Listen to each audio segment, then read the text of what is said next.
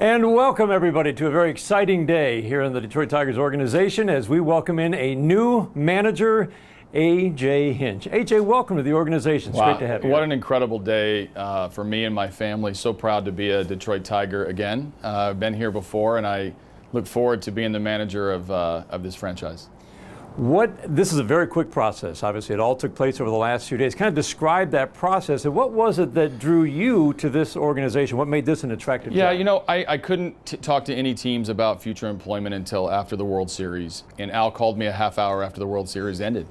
And he said, I want to get you on a plane in the morning, and I'd like you to come meet our group, talk about our vision, talk about what's next for the franchise, and potentially see if we can match up and you might be our next manager. And so I got myself ready. I'd known the opportunity was open when Gardy had retired, and they had expressed interest, so I anticipated it coming, that they were going to want to at least talk to me, and got on a plane and spent a couple of long days going through all sorts of things behind the scenes, a lot of questions, a lot of answers, a lot of brainstorming on what's best for this franchise moving forward. Got to sit down with Chris Ilitch and see his vision from an ownership perspective, and ultimately, at the end of it, had a plane returning to Houston in the event I was going to go home and they were going to digest it or go further into their process. And Al said, I canceled your flight. I'd like to make you an offer, and I'd like you to be the manager. And it was a great moment for me and my family. And like I said, the opportunity is incredible. What draws you to this job? Well, I think where this organization is going, there's some really lofty goals here, from the ownership level to Al to baseball ops to I know the players who have poured in a lot of development up to this point, and I know there's been a couple tough years, and I think that you have to look at where this organization's going and then attach yourself to the young players that have gotten some experience here. They're trying to establish themselves as big leaguers. They're trying to learn the ropes at the highest level. Some of them had to do it during the middle of a pandemic. The prospects are real. The players that have gotten to get to the big leagues are real. I think there's a real commitment by ownership. And then when you look at the English D and you put together that with the fan base that's been incredibly loyal to this franchise, it's a perfect match. And you got a feel, as you said, you were here in 2003, not the most successful of seasons, but you got a feel for that when you were here. Yeah, you do get a feel for that. You know, I got to play under Alan Trammell, which is obviously one of the biggest names in franchise history, and Kirk Gibson, who was our bench coach, and later worked with Gibby in Arizona. And as I met the people here, you feel the vibe here. Comerica Park's changed a little bit. The ballpark, the fences have come in. I've been here as a visiting manager before, but there's a vibe and there's a feel about Detroit and about the Tigers and the support that you get, statewide and further, that they like winning here. And when I had former players that have played here that have played for me speak so highly of the atmosphere and the vibe and the backing that you get as we're headed towards better years and winning years. That's going to be huge. As you mentioned, you couldn't talk to the Tigers, to anybody, until after the World Series ended because of the suspension that Major League Baseball had handed down after the 2017 investigation into the Astros. You haven't done many interviews since. The one you did do with Tom Verducci, you took full responsibility. You basically regretted not having done more. For the Tiger fans who might still be a little skeptical, or whatever the word might be, what would you say to them? Well, I understand. It was wrong, and it was on my watch, and I served a suspension for it, and ultimately used that time to learn and grow, and just look back at where everything went wrong. And the bottom line is wrong. And I took full responsibility because I was the manager, and obviously I can appreciate why it's a topic. I know that's part of my story. That's going to be part of my story in terms of my career, because I was the manager, and I feel like I was responsible. It's not the Tigers story, and the Tigers are a story of young players getting opportunities here, of adding to that talent base in the coming years and going to chase a World Series. I'm sorry. I'll continue to be sorry. I'll never forget the feeling of damaging the game, and I'll use those lessons, and I have a lot of experience to share with people throughout the franchise to make baseball better. You took over an Astros team in 2015 that had lost 70 or 92 games a year before, averaged 108 losses the previous 3 seasons. You won 86 in your first year. You had some work to do. Now, I know you had a core coming up of Correa and Altuve and Springer.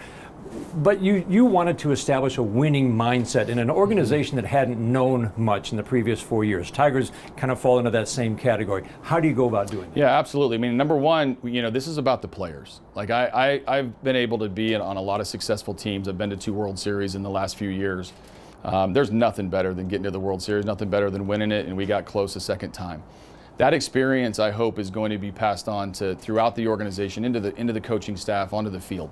But the game is about the players and getting them prepared and getting them developed and getting them to play winning baseball, having a winning mindset to win today's game. When everybody says, is this going to be a winning team? I know we can win today, and I know we can win tomorrow. And then you start winning series. Once you start winning series, you start having winning weeks. You turn winning weeks into winning months, and now you got things rolling a little bit, and the good times start coming. So that mindset starts with preparation. It's one of the pillars of what I believe in as far as managing and running a team.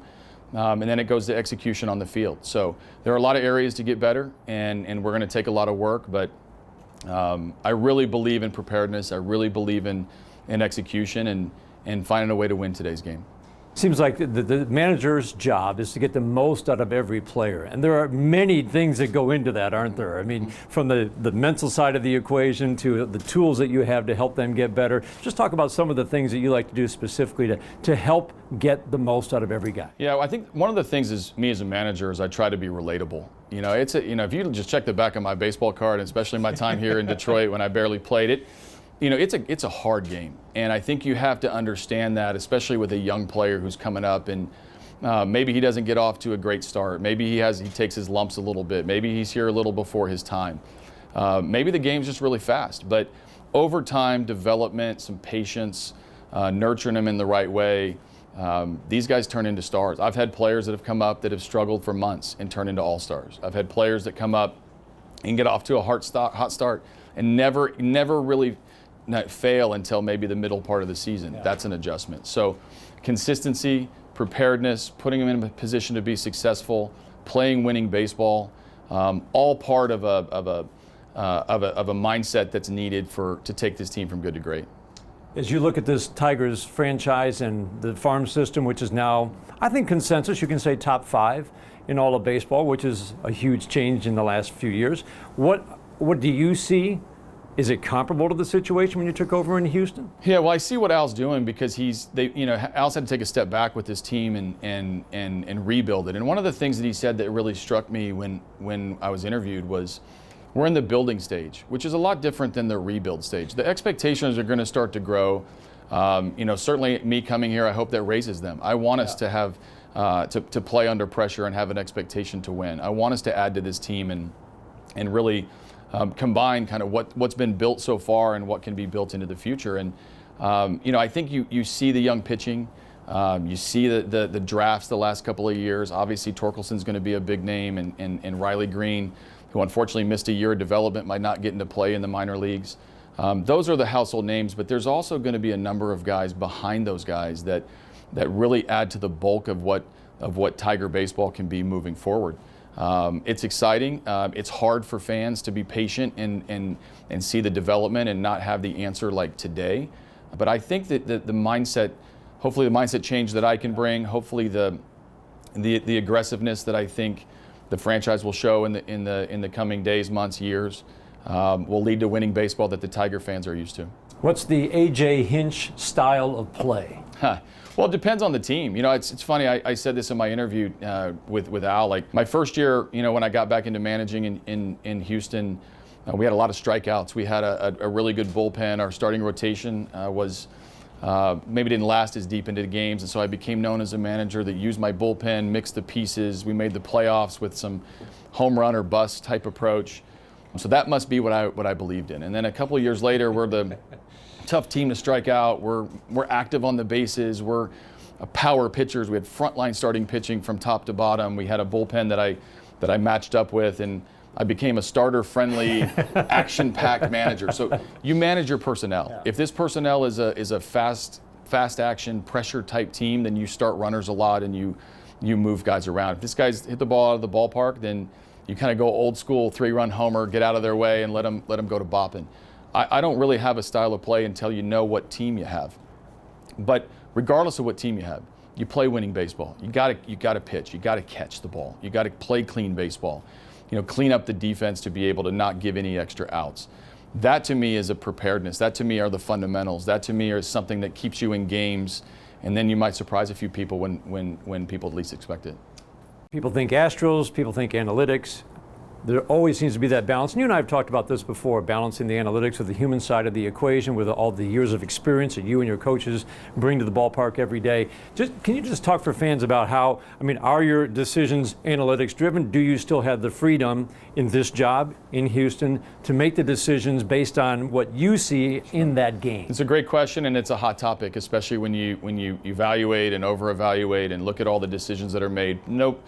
Nobody double checks themselves or checks themselves more than postseason decisions, right? Every manager that has to manage in the postseason, it's an incredible magnifying glass that's on there, and it's all fair. And you know what? Bring the heat, bring the second guessing, bring the questions, because as a manager you should have a reason behind everything that you do. The key in this, I think, is you can be a baseball guy and have some analytical thoughts. And you can be an analytical guy and have some old school in you. And I think the answer is somewhere in the middle there. I think that's where I fit. I always say as a manager, I'm going to combine, what I see with what I know. Like what I know is all the information you're talking about, the analytics. I can get the matchups. I can get the analytic, put the numbers behind them, the third time through the order. How deep does your starter go? The platooning. Cool. What you see might be something special out on the field where you as a manager need to get out of the way and let your players play. If you can combine that balance and really strike that balance with not only with your players, but with your in-game management, I think you'll come up with the perfect area of where you fit in. So if someone asks me, AJ, are you an analytical guy or are you a baseball guy? And I'm like, yes, I'm both. I'm both.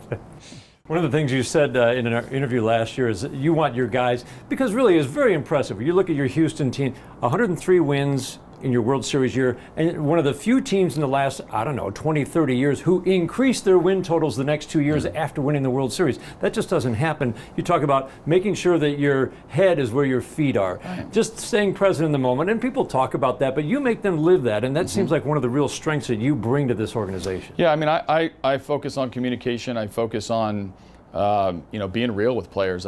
You'll see as a manager during batting practice, you'll see I'm roaming in the outfield. I'm trying to connect with the infielders, just building a relationship and building some, maybe dropping a few nuggets here or there. And players I've learned nowadays are much more comfortable having a conversation out here more than they are in my office. My office is a little bit of gloom and doom when you're looking in the clubhouse. People are a little bit intimidated to come in there, and you have to always be working towards something better. You have to always be putting something in front of players that I want their expectation to exceed mine, and mine are pretty high for players. And I want to be able to be bonded with them.